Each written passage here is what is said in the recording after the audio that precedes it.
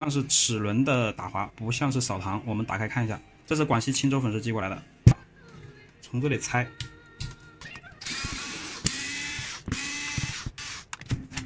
好，这里故障已经找到了，这个大的齿轮是破掉了，这个地方已经破了好几个齿，我们把它拆下来。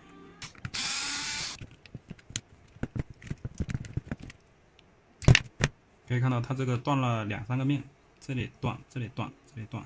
转子的输出齿有一点点花，但是呢是好的。它这个气缸也是破的，小锤的胶圈磨损，没有阻力，小锤胶圈也要换。好的，朋友们，这个齿轮我们就已经装好了，这个是原来的，破了，所以这个就没有用了。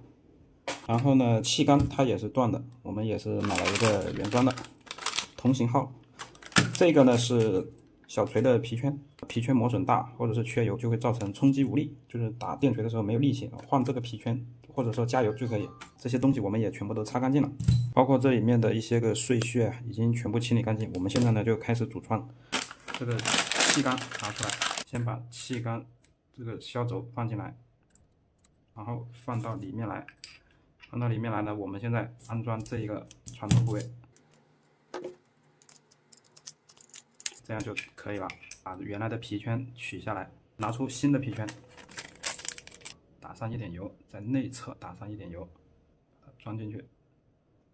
小锤这里给它抹上黄油，这个黄油呢在气缸里面不能抹多了，如果抹多了呢也会冲击无力。那么抹到什么程度才是可以的呢？这里也给它筒壁上面也抹上一点，然后我们把它放下去。怎样才叫可以？就是我们用力摁，我们摁它呢，它会回弹。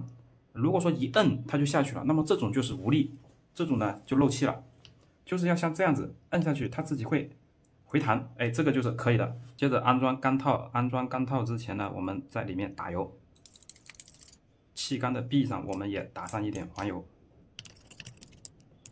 把它直接这样插进来，这样子就可以了，直接这样子对插，好，把它放好。接着有一个很关键的部位啊，就是调档的这个位置啊，它是调档的东西是卡这一圈的，这个底下有个这个旋转的调档位的。我们这里呢可能视频看不清楚，要在这个位置看到它是有一个张开的那个东西，我们把它放好，这个推上来。好，我们现在拨动这个旋钮，哎，它这个地方能够跟着动。哎，这个就没有问题了，就卡上了，就说明我们的档位可以正常的切换。开始打油保养，所有的齿轮的位置我们给它打上黄油，这个要多多的打。这个里面，凡是看见齿轮的地方，全部抹上黄油，边打边旋转这个转子的扇叶，让它转起来。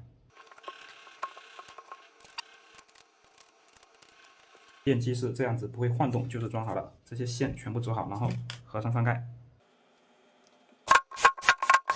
装上电池，试机，这个力道非常的强劲。电镐没有问题，电镐模式是夹头不转，平转。好，这个电锤呢就已经是修复完成，没有。